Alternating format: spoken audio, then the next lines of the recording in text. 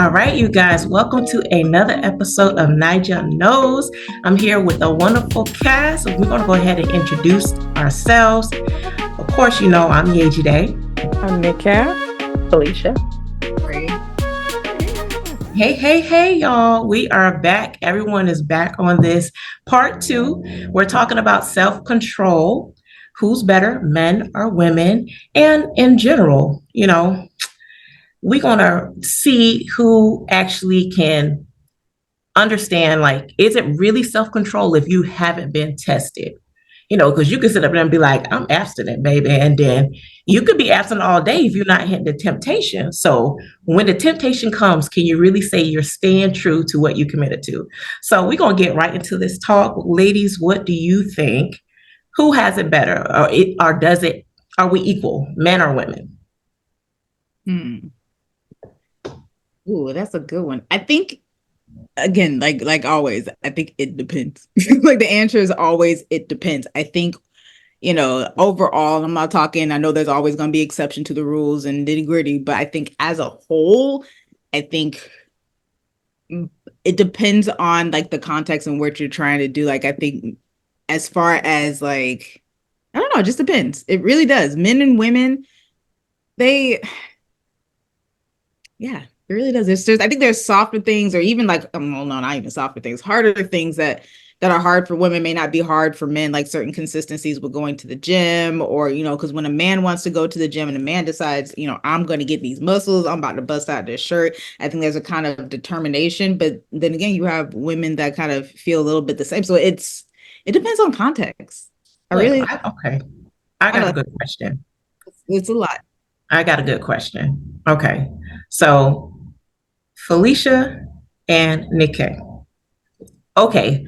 Does society make us believe that women have more control than men, especially when it comes to, girl, a man gonna be a man? Mm-hmm. I feel that is an excuse to give men to have the lack of control. So how do you feel about that from that perspective? And you too, Tori. Absolutely. I think even say if a man does go cheat because of lack of self-control, but when a woman does it, it's like, oh my God, and how could she do that? So they definitely, I think society looks at men and women differently when it comes to that. Mm-hmm. Yeah, I agree. Especially when it comes to physical things. Definitely women are portrayed as, more able to control themselves. I think a lot of that has to do with, because women, as much as has happened with women empowerment or whatever you want to call it, we're still seen as, the mother, the nurturer. You're in the house. You're doing all these nice things for people. You're not supposed to be sexually free and be fucking everybody you want to fuck. You know what I'm saying? Oh, excuse my language. Sorry, y'all. A man's like, oh, he just being a man. You know how men do. They laugh and dap each other up. But if a woman, then they start talking about body count and why she a hoe, and all this kind of stuff. So yeah, I think definitely society portrays women as better at doing it. Whether that's actually true or not, I don't know. Like Tori said, it definitely depends on what you're talking about. Because if we're gonna talk about just sex, I mean, there's definitely times where I said I am not going to. Okay, I don't care what he say. I don't care what he do. I will not. And next thing you know, I hope my daddy's not listening. So I'm bust it wide open, girl. Throwing it back in the air. Catch it. You know what I'm saying? So yeah, definitely it depends. It depends. Yeah. All right, Tori. I think now for that, I think that's more so along the lines when we say that girls mature more like faster than boys do, when I don't necessarily think that that's true. Like, we raise girls to take on more responsibilities early, to be more independent early, to be able to take care of things like the home, and we expect women and raise girls to be able to do these things earlier, whereas we give boys passes for some reason, and we allow them to be children. We allow them to be more loosely reined and loosely handled for a lot longer, therefore delaying their maturity. And I think that also then feeds into the amount of discipline, because I think that you're self-disciplined. So girls growing up, we're tasked with being more disciplined earlier, because mature faster than boys. But if you set the task, but I think if we culturally set the task of boys and girls being raised with the same amount of maturity expected from them, I think then that kind of changes that dynamic and then you become a little bit more equal. But I think starting out, girls tend to have more self-control than boys because they're expected to as maturity, as to be mature. But then I feel like sometimes kind of later on that kind of flips. And men then once they kick it into high gear, essentially, then they kind of start having that kind of particular focus, in essence, kind of like catching up. So they have more self-control in certain things than I think women do. Because then at that point, theoretically we're finding partners and things and we start to be more reliant in some of that responsibility then shifts. But yeah, in Yeah. that sense, I think it's Yeah. definitely. Usually, what do you think? I want to tag on, but I want you to say something first because you haven't said anything yet as far as what Girl, let me tell you, on my end, I do not go with what society thinks.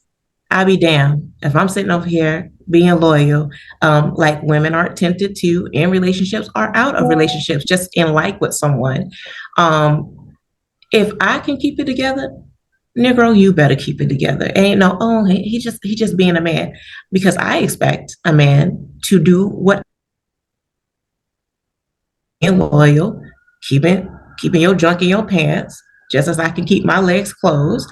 And it's all about being mature. And if I can't expect the person that I want to be romantically involved with to understand what we agree as adults as a mutual consent of like, hey, we're both want to be monogamous.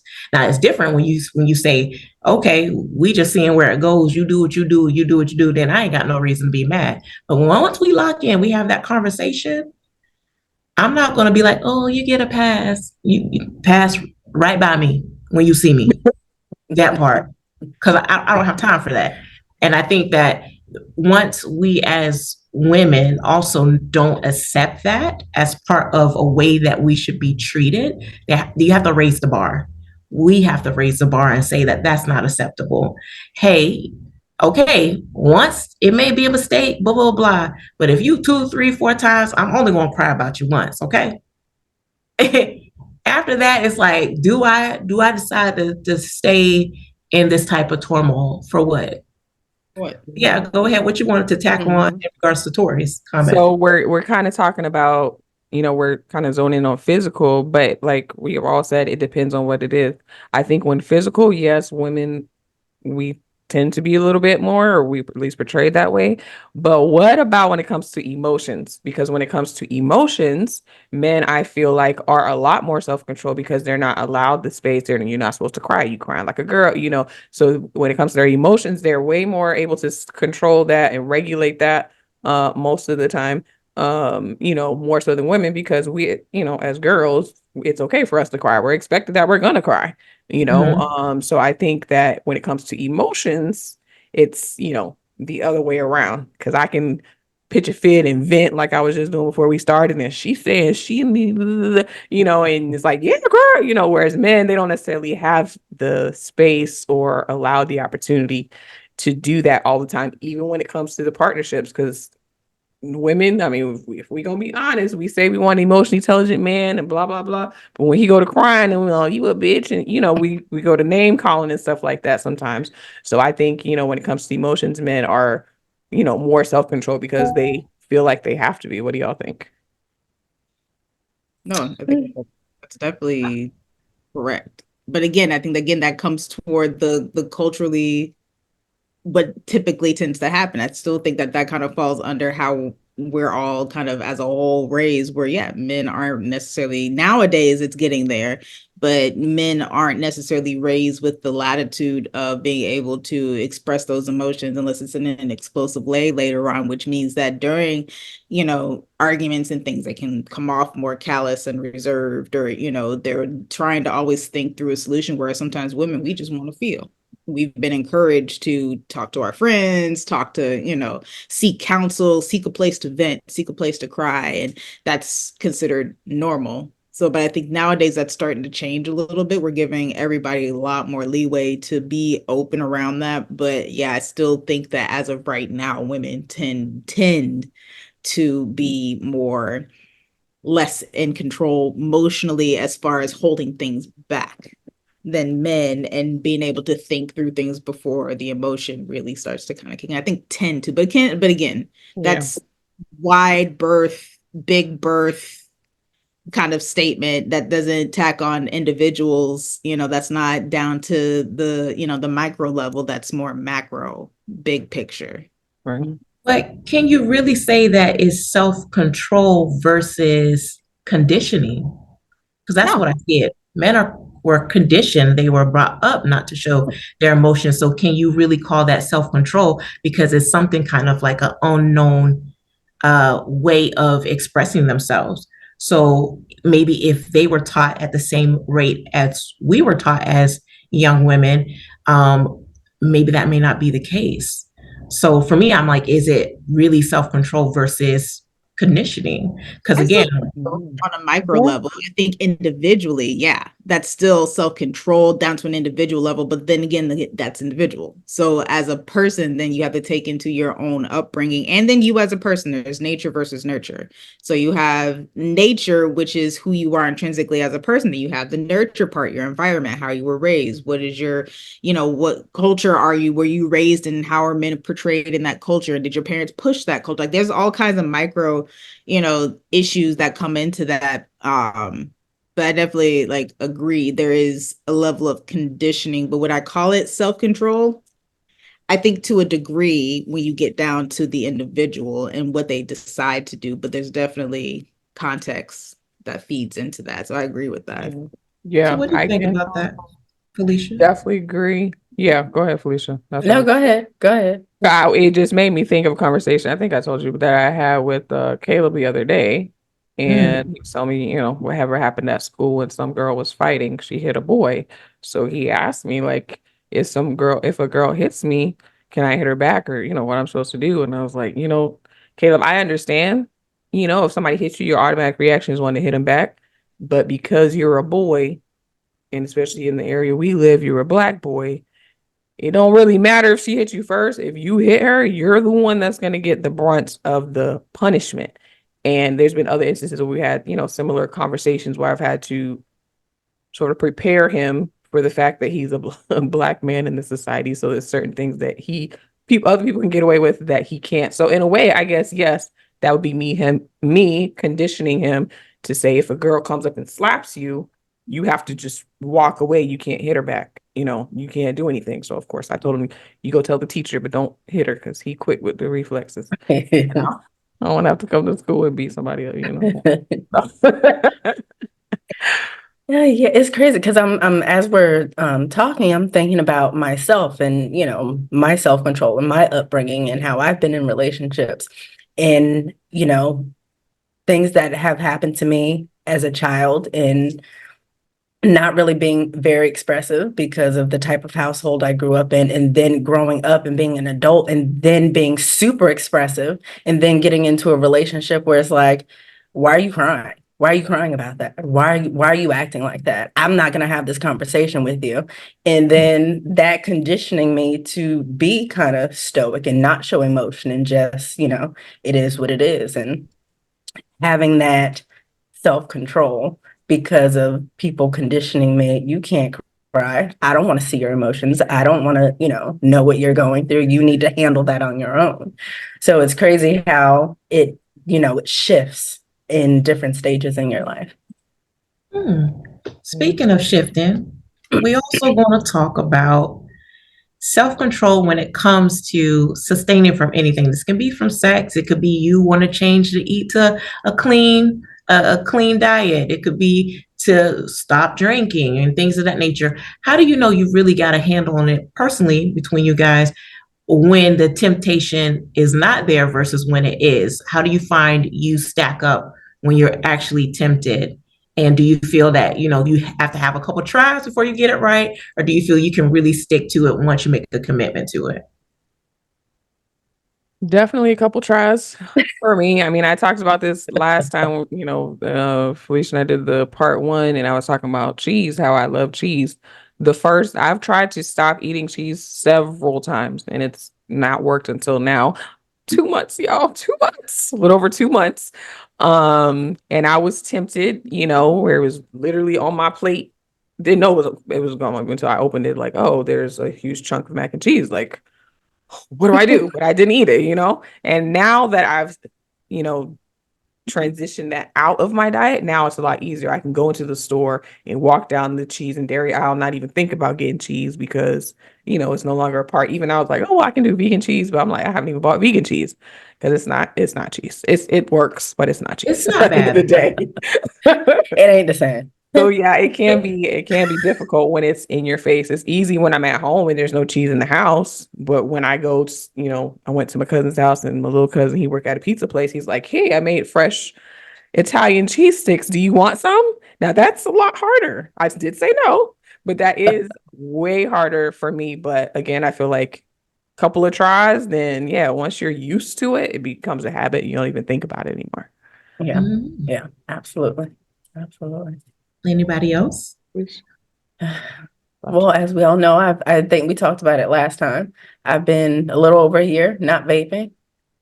It was hard at first. I'm telling you, I want to put some things through the wall, the window, cut some people out. You know what? I'm just gonna go get me some vape juice because this ain't working. But when you think about the reason why you're doing it, it doesn't make it easier.